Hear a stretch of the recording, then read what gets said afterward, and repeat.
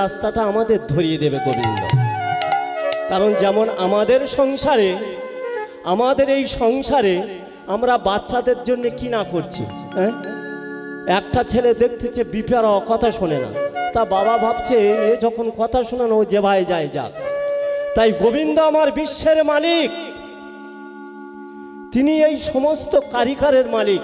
আপনি দেখুন এত কোটি মানুষ আছে পৃথিবীতে, সব বিভিন্ন রকমের, তাহলে বলুন কেমন কারিগর, হ্যাঁ?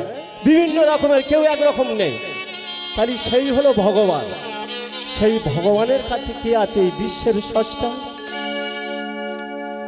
খেলিছ দেখুন ভগবান কি নিয়ে খেলা করছে। এ বিশ্বলয়ে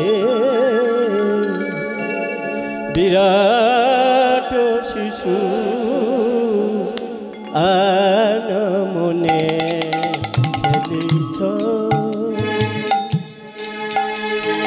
এ বিশ্বলয়ে বিরাট শিশু আনমনে মনে খেলিছ। এ বিশ্বলয়ে বিরাট শিশু আনমনে খেলিছ। কি বাবা, তাহলে আমি আপনি কি ভাববো যে বিশ্ব নিয়ে খেলছে? বিরাট ও শিশু, হ্যাঁ? কি পদ লিখে গেছে ইসলাম ধর্মের মানুষ, ইসলাম ধর্মের মানুষ কে? নজরুল। সে এমন সুন্দর পদ প্রাণ গোবিন্দের নামে লিখে গেল। খেলিছ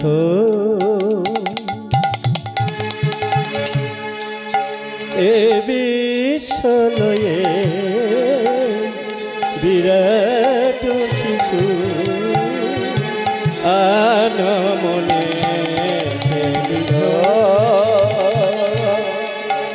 এ বিশ্বলয়ে বিরাট শিশু আনমনে। প্রলয়ের সৃষ্টি তব পুতুল খেলা, প্রলয়ের সৃষ্টি তব পুতুল খেলা। আনমনে প্রভু আনমনে খেলিছ। এ বিশ্বলয়ে বিরাট শিশু আনমনে আনমনে। হরে কৃষ্ণ। দেখুন এই বিশ্বর যখন প্রলয় হয়ে যাচ্ছে তখন গোবিন্দর কাছে যেন পুতুল খেলার মতো, হ্যাঁ? আর আমরা সেই ভগবানের চিনতে পারি না, হ্যাঁ? তারপর কি বলছেন? শূন্যে মহা আকাশে তুমি মগ্ন লীলায় বিলাসে, মহায়াকাশে তুমি মগ্ন নীলা বিলাসে। শূন্যে মহা আকাশে তুমি মগ্ন লীলায় বিলাসে। স্বর্ণ মহায়াকাশে তুমি মগ্ন নীলা বিলাসে। ভয়ে চগড়ি চলিতে ক্ষণে ক্ষণে নিরজনে প্রভু নিরজনে খেলিছ। এ বিশ্বলয়ে বিরাট শিশু আনমনে প্রভু আনমনে খেলিছ।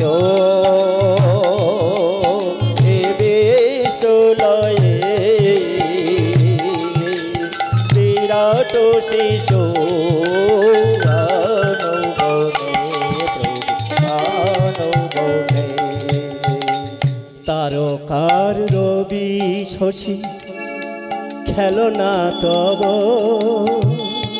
হে উদাসী পড়িয়া আছে রাঙা পায়ের কাছে রাশি রাশি তারকার বিশ্বসী খেলো না তবু হে উদাসী পড়িয়া আছে রাঙা পায়ের কাছে রাশি রাশি।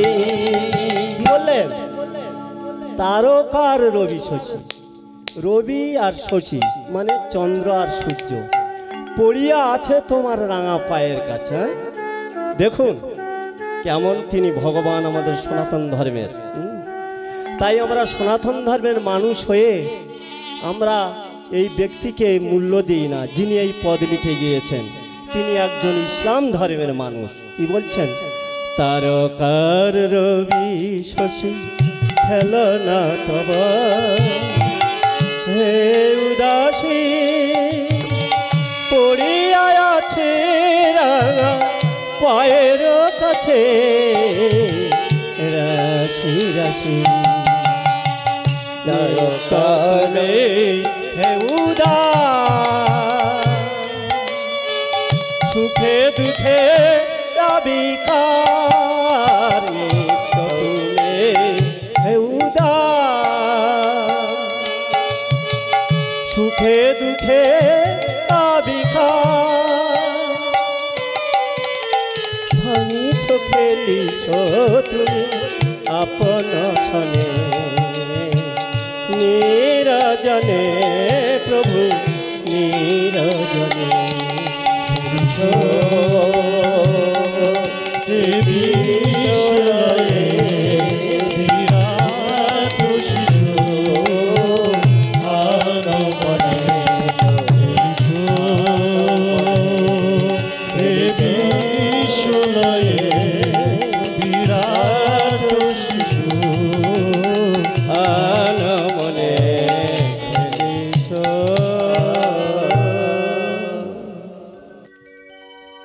যাই হোক, আপনাদের মতো ভক্ত পেয়ে আমি খুবই ধন্য হলাম। আমি ভেবেছিলাম সকাল 9টায় বোধহয় কোনো ভক্ত জুটবে না, কিন্তু গোবিন্দ অনেক কৃপা করেছে। হরে কৃষ্ণ। তাহলে কুম্ভকর্ণকে তখন কি বলল? 6 মাস জাগরণ যাবে আর 6 মাস বাদে একবার উঠবে, কিন্তু যদি অকালে ঘুম ভাঙায় তখন তিনি মারা যাবেন নাকি? তাহলে বলুন ভগবান কেমন বিশ্ব নিয়ে খেলছে। এবারে কোথায় যাচ্ছেন জানেন? যে বলেছিলাম ধর্ম অধর্ম, বিভীষণের কাছে গিয়ে হাজির। কে বিভীষণ, তুমি কি চাও? হ্যাঁ প্রভু, আমি অন্য কিছু চাই না প্রভু, আমি শুধু চাই ওই প্রাণ গোবিন্দের রাঙা চরণ দর্শন করি যেন সবসময় ঠাকুর। তুমি আমায় কৃপা করো, আমি যদি গোবিন্দের চরণ দর্শন করতে পারি ঠাকুর।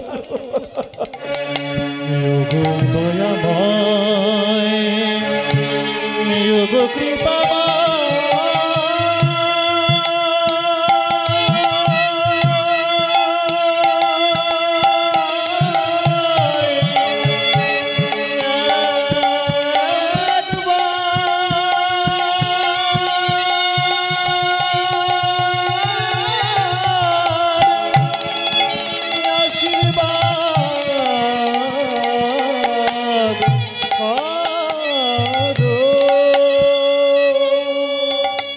দয়াময়, তুমি আমায় এই আশীর্বাদ করো, আমি যেন রঘুপতি রামচন্দ্রর চরণ যেন আমি দর্শন করতে পারি। তুমি এই আশীর্বাদ করো ঠাকুর।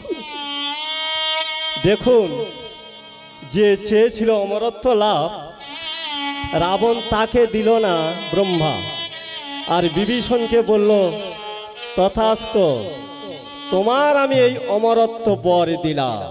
হরে কৃষ্ণ।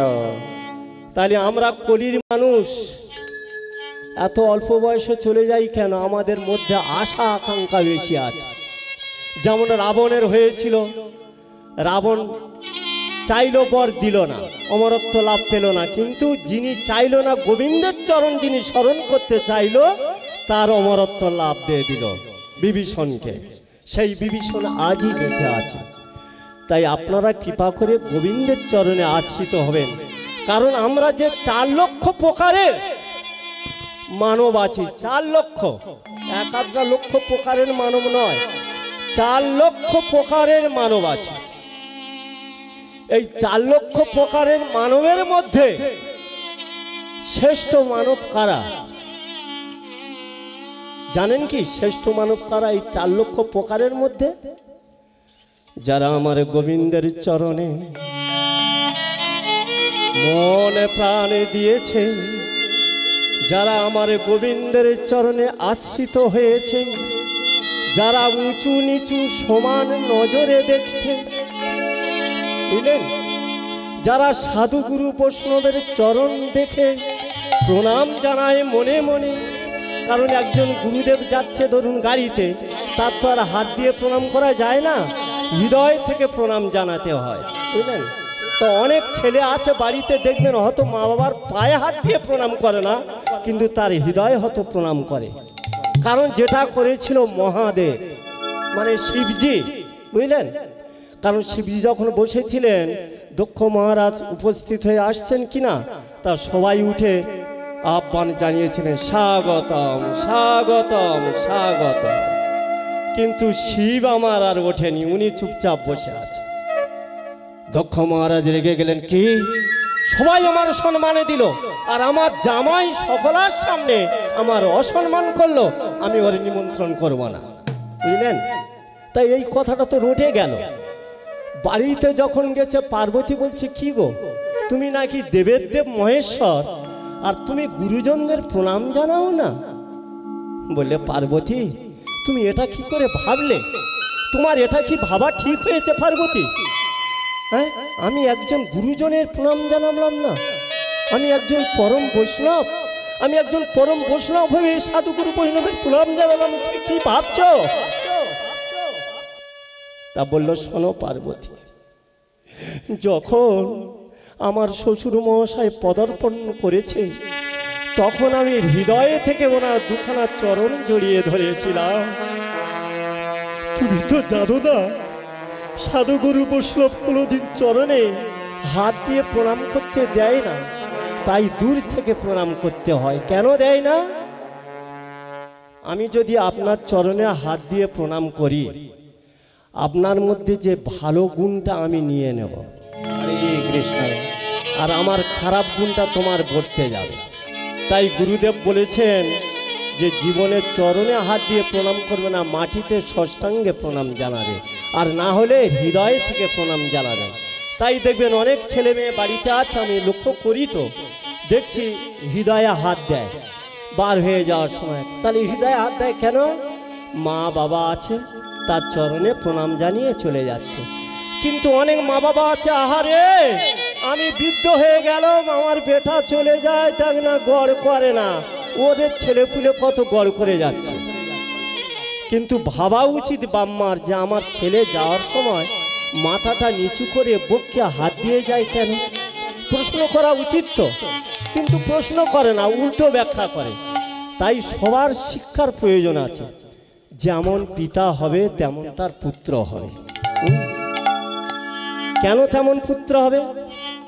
অর্জুন তো বিশাল যুদ্ধাপতি, সেই জন্যই তার পুত্র অভিমন্যু 16 বছর বয়সে এমন যুদ্ধ করেছিল চক্রব্যূহের মধ্যে, তাকে সপ্তরথী ঘিরে তাকে মারতে পারেনি। শেষকালে স্বয়ং ভগবান বলেছিল, অর্জুন তুমি আজ এখান থেকে বাণ ছাড়ো, আজ চক্রব্যূহের মধ্যে যুদ্ধ হচ্ছে। বলছে, প্রভু প্রভু কে যুদ্ধ করছে আজকে আমাদের পক্ষে? কে? বললে, তোমাদের পক্ষে আজ যুদ্ধ করছে কে জানো? অভিমন্যু। হ্যাঁ, অভিমন্যু? অভিমন্যু যুদ্ধ করছে? না না, অভিমন্যু যুদ্ধ করছে। তুমি এখান থেকে বাণ ছাড়ো, তুমি এখান থেকে বাণ ছাড়ো। ওই যে চক্রব্যূহের মধ্যে যে সবথেকে শ্রেষ্ঠ বীর, তার গায়ে গিয়ে বাণ বিদ্ধ হোক। দেখলেন ভগবান কেমন দেখেছেন? এর নাম ভগবান, কায়দা করে সবার মারবে, কোনো দোষ নেবে না। বলে না, শহরে দেখেছি টেনে কেটে মরতেছে, হ্যাঁ, আর আমাদের এখানে তখন ছোটবেলা দেখেছি জলে ডুবে মরতেছে। কারণটা কি? গোবিন্দ বলছে আমি যেখানে থাকবো যে কোনো উপায় তোদের মারবো, হয় টেনে মারাবো, না জলে ডুবে মারাবো, না কারেন্টে হাত দিয়ে মারবো। আরে কারেন্ট নিয়ে রাত দিন তারা খেলা করছে, সেই কারণে তার মৃত্যু হচ্ছে। তাই বুঝতে পারছেন? বলছে তোর অহংকার আমি রাখবো না, তুই কারেন্টে বিড়ি জেলে খাস না, তোর হৃদয়ে এত অহংকার যে বিশ্বের আলো দিচ্ছে কারেন্ট, সেই কারেন্টে তুই বিড়ি জেলে খাস, বলিস কারেন্ট আমার কাছে কিচ্ছু নয়, সেই কারণে তোর মৃত্যু করে দিলাম। দেখলেন গোবিন্দ কেমন? গোবিন্দ কোনোদিন দোষ নেয় না। তাই যখন ওখান থেকে বাণ ছাড়লো, যখন অভিমন্যুর বক্ষে এসে লাগলো, সবাই তখন অবাক হয়ে গেল। চারিদিকে দাঁড়িয়েছিল তো, তারা বলছে কে মারলো, কে মারলো? তখন সবাই চিন্তা করছে আমরা এতক্ষণ তো বেড়ে দিয়েছিলাম, আমরা তো মারতে পারলাম না, তাহলে বোধহয় জয়দ্রথ মেরেছে। জয়দ্রথ মেরেছে। কেন জয়দ্রথ উপরে নির্ভর করলো? কারণ ভীম হলো বড় বলাধিক।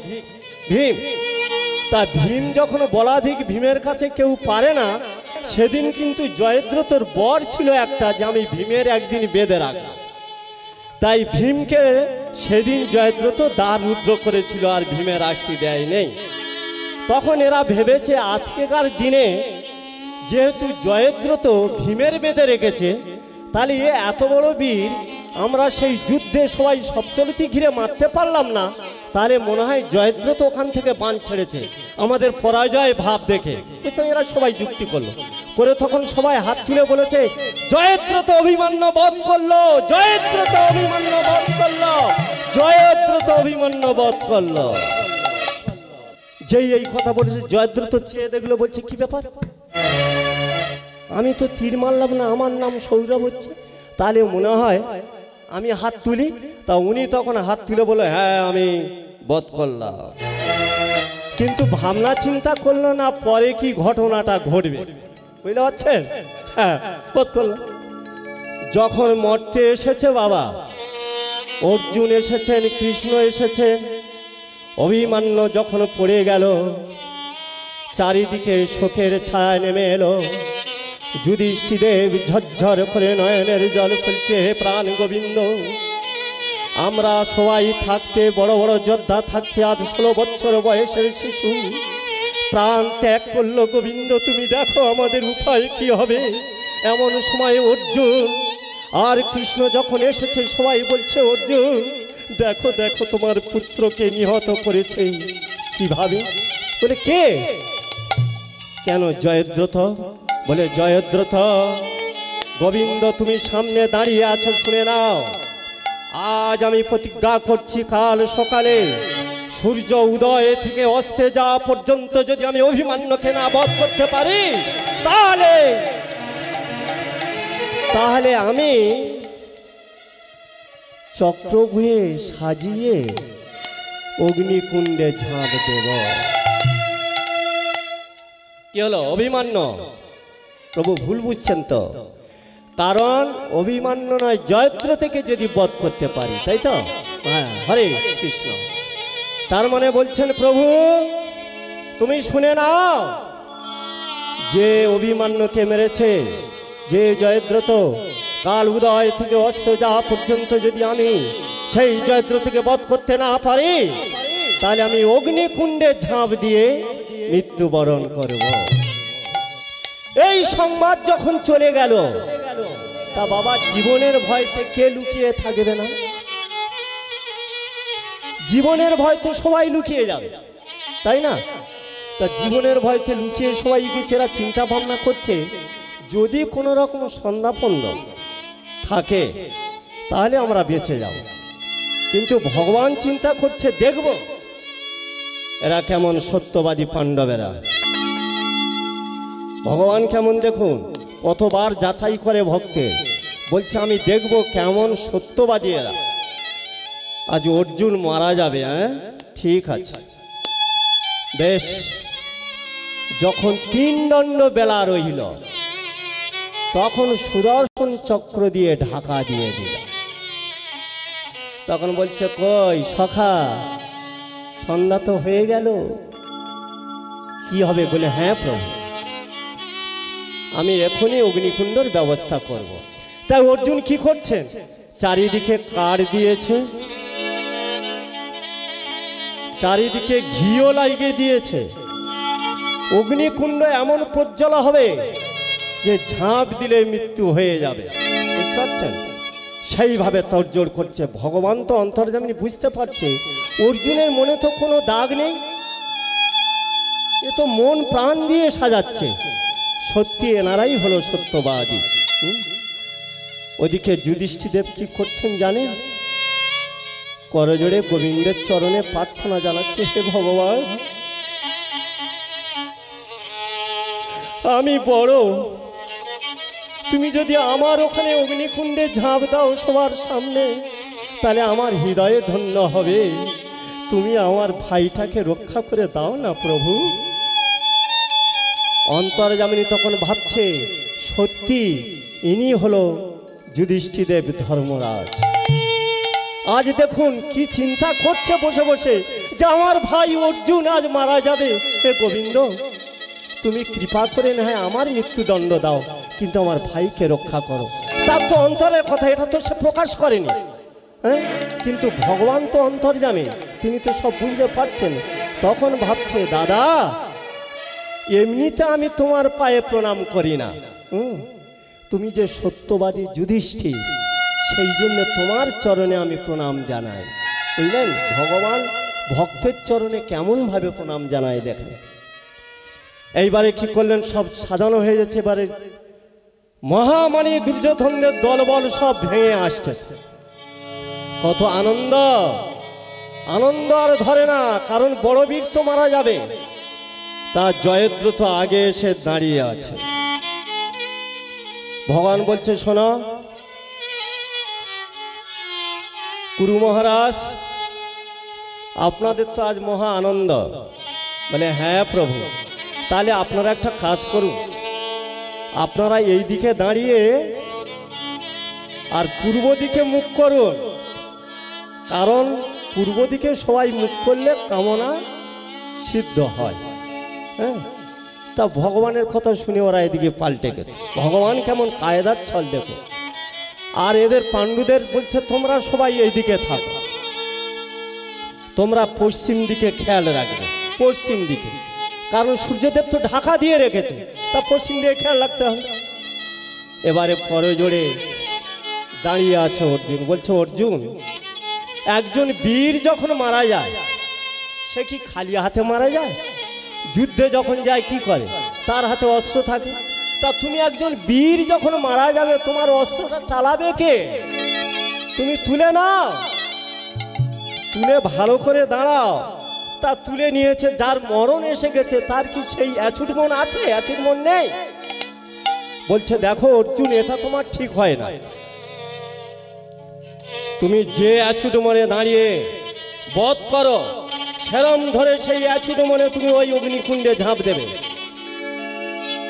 অর্জুন মনে মনে চিন্তা করছে, কি ব্যাপার, নিশ্চিতের কোনো কারণ আছে। ভগবান এত সাহসভাবে বলছে, ভক্তরা যেখানে মারা যায় ভগবান তখন ভেঙে পড়ে, আমি সাধুগুরু বৈষ্ণবের কাছে শুনেছি। কিন্তু আজকের ভগবানের এত আনন্দ কেন? নিশ্চিতের কোনো কারণ আছে। তাই অর্জুন কি করলেন? সুন্দরভাবে ধনুকটা নিয়ে আর দাঁড়িয়েছে। দাঁড়িয়ে বলছে, অর্জুন, তুমি তো পূর্ব দিকে লোক প্রণাম জানায়, কিন্তু বলো তো, সকাল থেকে সন্ধ্যা যখন হয়ে যায়, গুরুজন যখন সন্ধ্যাবেলা মারা যায়, কেন সকালে বেলা আমরা এসেছি? তখন আমাদের বয়স হবে প্রথম 1, তারপর আস্তে আস্তে বেড়ে বেড়ে যখন 100 কিংবা 60-70 পূর্ণ হয়, যে ব্যক্তি চলে যায় তার চরণে প্রণাম জানাতে হয়। তা তুমি একটাবার চলে যাচ্ছ যখন, পশ্চিম দিকে মুখ করে ধনুবানটা ধরে আর প্রণামটা জানা। যেই ধনুবান ধরে প্রণাম জানাচ্ছে, ওরম চক্রটা ধীরে ধীরে সেরে নিয়ে বললে, মারো এবার। সামনে তো সামনে বলে, মারো। ওরা তো দেখা পাচ্ছে না, তো ওই দিকে মুখ করে আছে। যেই ঝেড়েছে তখন বলে, কি হলো, কি হলো? বলে, কেন, এখনো তো বেলা আছে। বুঝতে পারছেন? এখনো বেলা আছে, সেই জন্য বললাম না, যেমন পিতা তেমন পুত্র। এত সোজা নয়, কারণ বাড়িতে যদি সবসময় কালচার হয় ভগবানের কথা, তারা 5 দিন শুনতে শুনতে তো একদিন মন যাবে। আর যদি সন্ধ্যাবেলা মনে মনে করি কি ব্যাপার, আজকে রাস্তা দাঁড়িয়েছিলি তো ক টাকা ঘুষ নিলি? হ্যাঁ, বলে আজ ভালো হয়নি, মাত্র 50 টাকা করে দেয় ভ্যানে। আগে বড় বড় গাড়ি চলতো, অনেক পেতাম, এখন তো 50 টাকা দেয়, কত হবে? তাহলে এই আলোচনাটা শুনছে কখন? যখন মায়ের গর্ভে কোনো এক সন্তান থাকে, সেই কুঘটনাটা শুনছে। আর যদি ওই বাড়িতে কৃষ্ণ নামের কথা হয়, যে তুমি সন্ধ্যাবেলা আরতি করেছ, হ্যাঁ, বলে হ্যাঁ আমি আরতি করেছি। ভগবানের গুণগান গেয়েছো? বলে আমি গেয়েছি। তাই ও তো শুনছে, এ তো প্রমাণও রয়েছে। কারণ এই যে অভিমান্য মারা গেল, এ তো গর্ভে থেকে সব শুনেছিল, মায়ের গর্ভে থেকে। কখন জানেন? কৃষ্ণর বোন সুভদ্রা বলছে, শোনো, শুনলাম তোমাদের যে চক্রব্যূহের মধ্যে যুদ্ধ হয়, তুমি একা ছাড়া নাকি ওখানে কেউ প্রবেশ করতে পারে না। বলে হ্যাঁ, আমি একা ছাড়া কেউ জানে না। আচ্ছা আচ্ছা, বলো না, তুমি সেই কথা বলো না, কিভাবে প্রবেশ করে, প্রবেশটা কিভাবে হয় বলো। তখন অর্জুন প্রবেশের কথা বলেছিল। ভগবান ওদিকে যখন প্রবেশের কথা সুভদ্রা শুনছে, ভগবানের পালঙ্ক তখন নড়তেছে, বুঝতে পারছেন? ভগবান চমকে উঠেছে, কি ব্যাপার, হ্যাঁ, এত রাতে আমার পালঙ্ক নড়ছে। তখন উনি ধ্যানস্থ হয়ে দেখছে, ও গল্প করছে অর্জুন সুভদ্রার কাছে, আমার বোনের কাছে কেমনভাবে চক্রব্যূহের মধ্যে প্রবেশ করে। তাই নিদ্রা দেবীকে স্মরণ করেছিল, নিদ্রা তাড়াতাড়ি আমার বোনের নয়নে ঘুম দিয়ে যাও। তা সেই দিন ওই যুদ্ধ ঘোষণা যখন হয়েছিল, আমার ভীম বলেছিল, তুই চিন্তা করিস না, আমরা তো প্রবেশ করতে পারি না, কিন্তু আমি দরজা ভেঙে ঢুকতে পারবো, বুঝলেন? দরজা ভেঙে ঢুকতে পারবো। কিন্তু ভীম তো জানে না, সব কৌশল আছে প্রাণ গোবিন্দের হাতে। জয়দ্রথ বরপ্রাপ্ত হয়ে আছে, কথা তোর জানা নেই, বুঝলেন? সেই দিন সেই জায়গাটা কাজে লাগিয়েছে।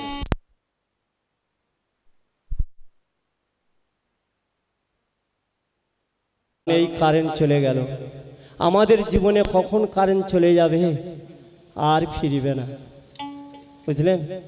তাই সবাই হাত তালি দিয়ে গোবিন্দের নাম করবেন। হরে কৃষ্ণ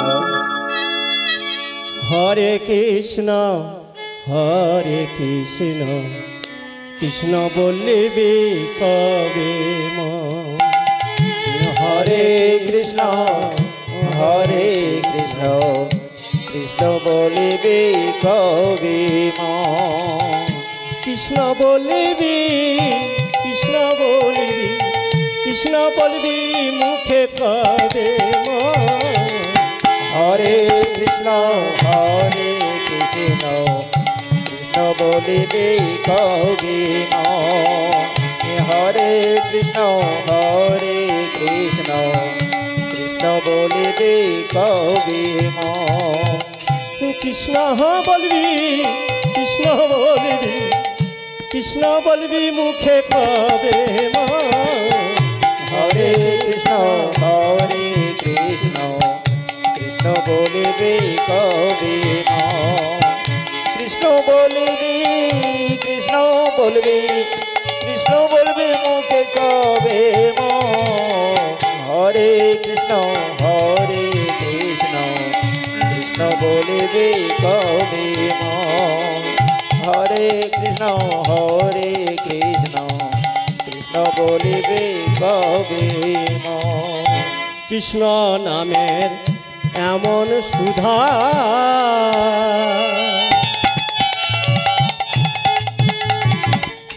ভবের জ্বালা তোর হবে রে মিঠা। হরে কৃষ্ণ নামের এমনি সুধা, ভবের জ্বালা তোর যাবে রে মিঠা। ওই নামেতে বিভোর হয়ে, আর এই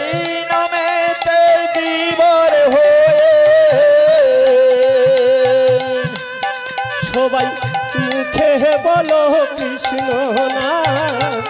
হরে কৃষ্ণ কৃষ্ণ বলিবে কবি মন। হরে কৃষ্ণ কৃষ্ণ বলিবে কবি মন। কৃষ্ণ হরে কৃষ্ণ বলবি মুখে, প্রাণ পাখি তোর থাকবে রে সুখে। আহা হরে কৃষ্ণ বলবি মুখে, প্রাণ পাখি তোর থাকবে রে সুখে। আহা দেহ তরি তোরে যাবে চলে, মনরে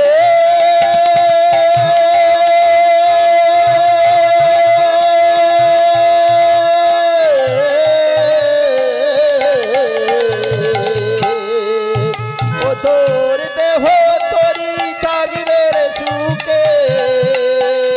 তোর দেহ তরি যাবে চলে, দেহ তরি যাবে রে চলে। কৃষ্ণ বলবি মুখে কবে মন, কৃষ্ণ বলবি মুখে কবে মন। হরে কৃষ্ণ কৃষ্ণ বলে কবি মন। হরে কৃষ্ণ কৃষ্ণ বলিবে কবি মন। আজকের বলুন প্রাণ গোবিন্দ আমাদের জন্য এত কিছু করছে, আর আমরা তার জন্য কিছুই করি না। গোবিন্দ যদি একবার কথা দেয় সে কথা মিস করে না। হ্যাঁ, জানে ভক্তর কথা দিয়েছি, সে কথা সে কোনোদিন ফেল করে না। যখন বালি মহারাজকে বধ করল সুগ্রীবের সঙ্গে মিত্রতা করে, তা সেই সময় তারারানী বিলাপ করে বলেছিল, আমার এই স্বামী 7টা সাগরে ডেলি সন্ধ্যা দিত, কিন্তু এমন কেমন বীর যে আমার স্বামীকে হত্যা করলো। সেই সময় সুগ্রীব বলেছিল, না না, আমার ভুল হয়ে গেছে, আমার রাজত্ব চাই না, আমার ভাইপো অঙ্গদের রাজত্ব দান করবো না। চাই না, চাই না, রাজত্ব চাই না।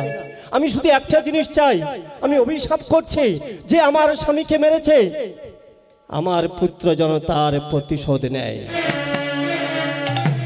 দেখুন কে মেরেছিল? হ্যাঁ, মেরেছিল তো স্বয়ং ভগবান, তাই না? তাই ভগবান সেখানে দাঁড়িয়ে দাঁড়িয়ে কি করেছিলেন জানেন? হাত উঁচু করেছিল, বলেছিল তথাস্তু, তোমার আশা আমি পূর্ণ করব। আমি তো ভগবান, আমি যদি না ভক্তের আশা পূর্ণ করি তাহলে আমার ভগবান বলে কেউ ডাকবে না, কেউ ডাকবে না। আমি ভক্তর আশা পূর্ণ করব, তবে এখন নয়, আগামী দিনে যে দাপর আসবে সেই দাপর যুগে আমি তোমার আশা পূর্ণ করব।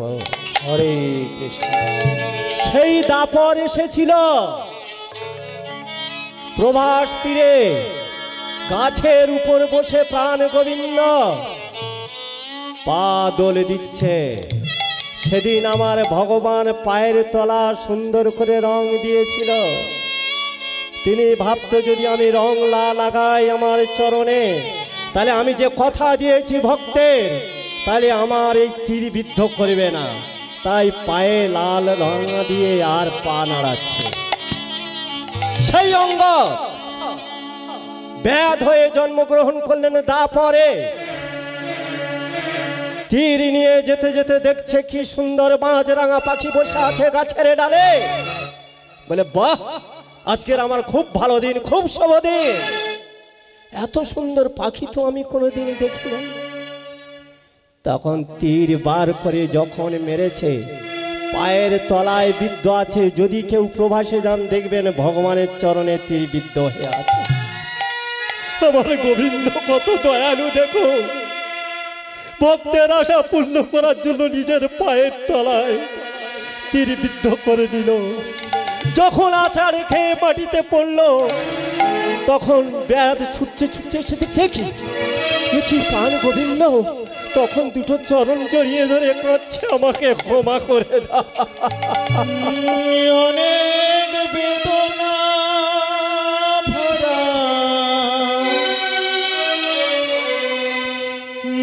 আমারে জীবন, আর আমি ব্যথা পেতে চাই না। অনেক বেদনা ভরা আমার জীবন, আর আমি ব্যথা পেতে চাই না। অনেক দুঃখে ঘেরা আমার জীবন, আর আমি ব্যথা পেতে চাই না।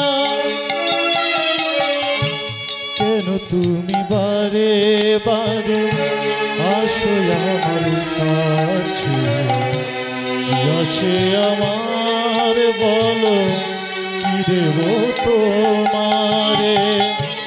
কেন তুমি বারে বারে আসো আমার কাছে, কি আছে আমার বলো, কি দেব তোমারে?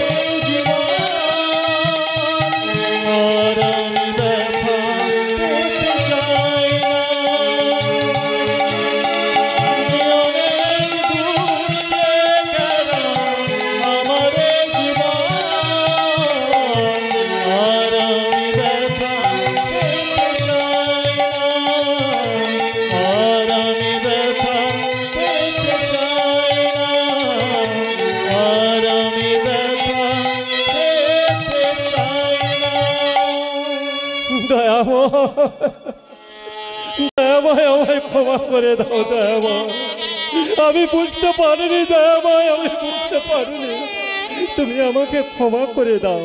শোনো শোনো, এ দোষ তোমার নয়, এটা আমার ভাগ্যের দোষ। কেন প্রভু, কেন প্রভু তোমার ভাগ্যের দোষ? বলে শোনো, তুমি কে জানো? তুমি কে তুমি তাও জানো না, কিন্তু আমি সব জানি। আমি ছিলাম সেই ত্রেতা যুগে রঘুপতি রামচন্দ্র, আর তুমি ছিলে সেই সময়ে বালির পুত্র অঙ্গদ। আমি এই দৈত্যদের মারার জন্য আমি জন্ম নিয়েছিলাম। সাধুগুরু বৈষ্ণব সবসময় নয়নের জলে মাটি মৃত্তিকা ভিজিয়ে ফেলছিল, তাই যখন আমার ভক্তের উপরে আঘাত হয়, তখন আমি ওই শত্রুকে দফন করার জন্য যাই। আমি সেই রঘুপতি রামচন্দ্র আজ এসেছি দাপরে কৃষ্ণ হয়ে, আর তুমি সেই অঙ্গদ আজ হয়েছ ব্যাগ। তাই তোমার মা দুঃখে শোকে নয়নের জল ফেলতে ফেলতে বলেছিল, আমার স্বামীকে যে হত্যা করেছে আমার পুত্র যেন তাকে প্রতিশোধ নেয়। কিন্তু আমি তো ভগবান, সবই সহ্য করতে পারি, কিন্তু আমার ভক্তের নয়নের জল আমি সহ্য করতে পারি না। সেই সময় আমার হৃদয় বিগলিত হয়েছিল, আমি তাই হাত তুলে বলেছিলাম, তথাস্তু, তোমার পুত্র আমার প্রতিশোধ নেই। আমি সেই রঘুপতি রামচন্দ্র, তোমার কোনো দোষ নেই। দেখো, সেই ভগবানের আমরা ভুলে যাই এই মায়ার সংসারে এসে। বলো না, আমাদের জীবনের তো খেলা শেষ, এই জীবনে আর কি আছে? যেমন 12টার পরে 4টে হয়ে গেছে, যত আমার বয়স্ক ভক্তরা আছেন আপনারা ভেবে দেখুন, জীবনের খেলা শেষ, আর কিছু নেই। শুধু কৃষ্ণ নাম জপ করবেন, হৃদয়ে দিয়ে শুধু কৃষ্ণ নাম জপ করবেন। এই কৃষ্ণ নাম একমাত্র উদ্ধার করতে পারবে, কারণ আমার গৌরাঙ্গ মহাপ্রভু এই হরিনাম নিয়ে এসেছিল। খেলা শেষ তো ওরে মানব জীবনে তো খেলা শেষ। কি করা উচিত? কৃষ্ণ নাম বলা উচিত। খেলা শেষ তো ওরে মানব, কৃষ্ণ বলবি কবে মন। খেলা শেষ তোর ওরে মানব, কৃষ্ণ বলিবি কবি মন। খেলা শেষ তোর হে ওরে মানব, কৃষ্ণ বলিবি কবে মন। খেলা শেষ তোর ওরে মানব, কৃষ্ণ বলিবি কবি মন। খেলার শেষে সবই শূন্য, খেলার খেলার শেষে শেষে সবই শূন্য, কৃষ্ণ হবে তোর আপন জন। হবে চলে গেলি, কৃষ্ণ বলিবি কবি মন। খেলা শেষ তোর ওরে মানব, কৃষ্ণ বলিবি কবি মন। খেলার শেষে সবই শূন্য, খেলার শেষে সবই শূন্য, কৃষ্ণ হবে তোর আপন জন। খেলা শেষ তোর ওরে মানব, কৃষ্ণ বলিবি কবি মন। খেলার শেষে সবই শূন্য, খেলার শেষে সবই শূন্য, কৃষ্ণ হবে তোর আপন জন। খেলা শেষ তোর ওরে মানব, কৃষ্ণ বলিবি কবি মন। খেলা শেষ তোর ওরে মানব, কৃষ্ণ বলিবি কবি মন। আপন ভেবে এ সংসারে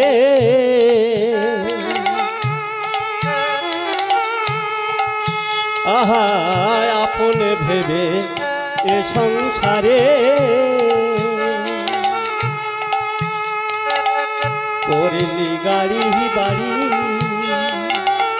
মানব হইয়া কৃষ্ণ না ভজলি গেলি জমের বাড়ি। আহা, আপনে ভেবে এ সংসারে করিলি গাড়ি বাড়ি, মানবে হয়ে কৃষ্ণ না ভজিলে গেলে জমির বাড়ি। ভেবে হে সংসারে করলি গাড়ি বাড়ি,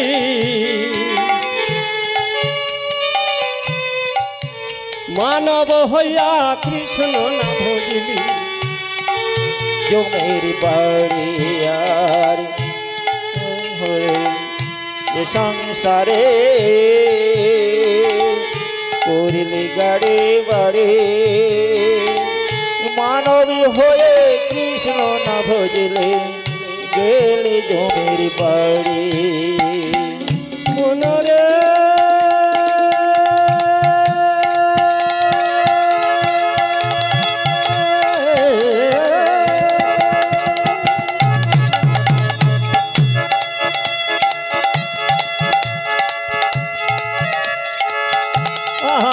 সেই জন্য বন্ধুর ভুলে গেলি, সেই জন্য বন্ধুর ভুলে গেলি, আহা সেই জন্য বন্ধুর ভুলে গেলি, সংসার হলো তোর আপন জান।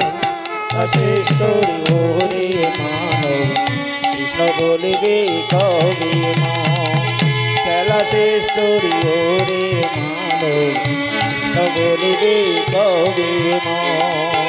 খেলা শেষ তোর ওরে মানব, কৃষ্ণ বলিবি কবি মন। খেলা শেষ তোর ওরে মানব, কৃষ্ণ বলিবি কবি মন। হরে কৃষ্ণ। আপনাদের চরণে আমার প্রণাম রইল। আপনারা অন্তত সকাল সন্ধ্যায় কৃষ্ণ ভজনা করবেন, কারণ এই কলিতে একমাত্র উদ্ধারের রাস্তা হলো কৃষ্ণ, কৃষ্ণ নাম জপ করা, বুঝলেন? এছাড়া কিছুই নেই। তা আমার ভগবান এত দয়ালু, প্রত্যেকের মনোবাঞ্ছা পূর্ণ করেন, কারণ মনোবাঞ্ছা অক্ষুণ্ণ রাখেন না। যে যেমনভাবে তাকে ডাকে তেমনভাবে তার দর্শন দেয়, বুঝতে পারছেন? ভগবান এমন আমার ভগবান কোনোদিন কারোর অক্ষুণ্ণ রাখেন না। তাই রঘুপতি রামচন্দ্র যখন বনবাস হয়ে গেল, সঙ্গে কে যাচ্ছে? লক্ষ্মণ আর সীতা দেবী। লক্ষ্মণে বলেছিল, আচ্ছা তোমার তো বনবাস হয়নি, তুমি যাচ্ছ কেন? তা বলেছিল, আমার যেতেই হবে, কারণ আমার দাদার চরণ দর্শন ছাড়া, আমার মায়ের চরণ দর্শন ছাড়া আমার প্রাণ রক্ষা হয় না, তাই আমাকে যেতেই হবে। তাই যখন যাচ্ছে, মায়ের চরণে প্রণাম জানাচ্ছে লক্ষ্মণ ঠাকুর, সুমিত্রা মায়ের। তা সুমিত্রা মায়ের চরণে যখন প্রণাম যাচ্ছে, তা বলছে, ওরে লক্ষ্মণ, তুই মায়ের চরণে প্রণাম করতে এসেছিস? বলে, হ্যাঁ মা, আমি তো বনে যাচ্ছি, তা আমি মায়ের চরণে প্রণাম করবো না? দাদার সঙ্গে তো যাচ্ছি, ওই জন্যই মায়ের চরণে প্রণাম করছি। বলে, ওরে লক্ষ্মণ, তুই জানিস না আমি আর কি মা তোর হলাম? তোর সঙ্গে যে মা যাচ্ছে, তুই ওকে নজর রাখিস, তুই ওর চরণে আত্মসমর্পণ করিস। দেখুন মা কেমন, নিজের কথা ভাবল না, বলছে তুই যে মার সঙ্গে যাচ্ছিস তুই তার চরণে আশ্রিত হোস। তাই রঘুপতি রামচন্দ্র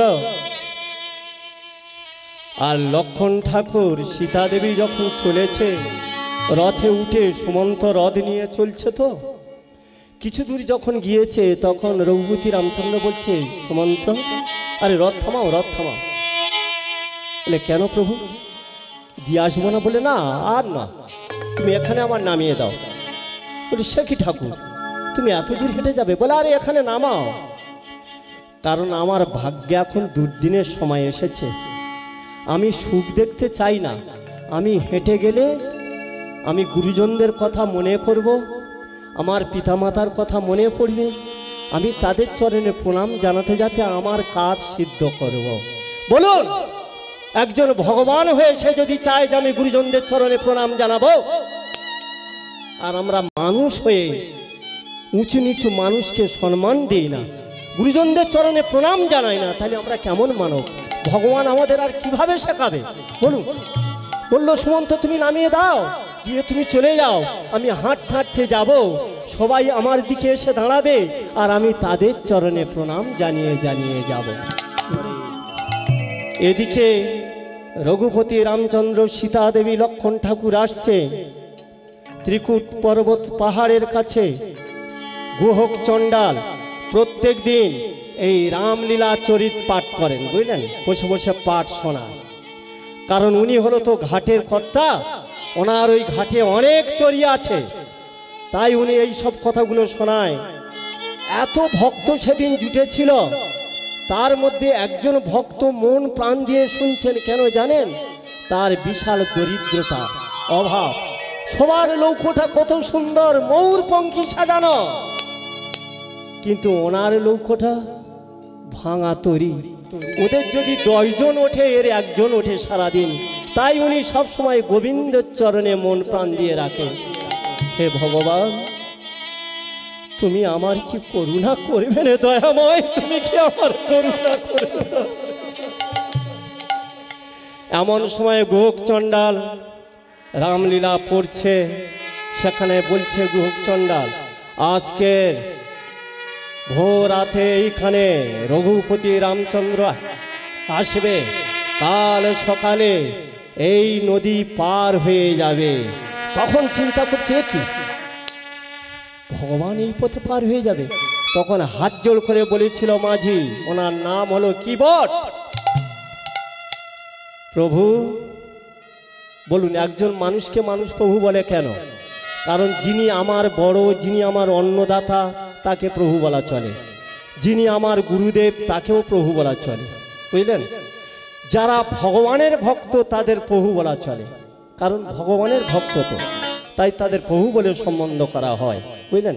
অনেকেই বলে ও ও বৈষ্ণব হয়েছ, মাছ খাও না, মাছের জলে চান করো। আমাদের বৈষ্ণবদের উপরে এত নিন্দা করে, বুঝলেন। কিন্তু এরা মূর্খ, এরা জানে না যে জলটা কত পবিত্র, ও কোনোদিন অপবিত্র হয় না। মাছ কেন, মাছে মাছে যদি একদম ছেয়ে যায় তবু সে জল পবিত্র। আর এরা উত্তর দেয় কি, মাছ খায় না, মাছের জলে চান করে। পৃথিবীতে 4টি জিনিস কোনোদিন উচ্ছিষ্ট হয় না, বুঝলেন। একমাত্র হলো এই জল, দ্বিতীয় হলো এই যে ধরিত্রী দেবী। দেখুন না, একই বডি, এইখানে ভগবানের গুণগান হচ্ছেন আর অন্যদিকে মলমূত্র ত্যাগ হচ্ছে, কিন্তু বডি একটা। দেখুন ভাগ্যরা আছে নাকি? ভাগ্যরা নেই। আমরা অত দূর থেকে এলাম কিন্তু সে ভাগ্যরা নেই, একই বডি। তাহলে দেখলেন এটা কত পবিত্র। তাহলে দুটো হলো, আর কি হলো? অগ্নি। অগ্নি কোনোদিন অপবিত্র হয় না।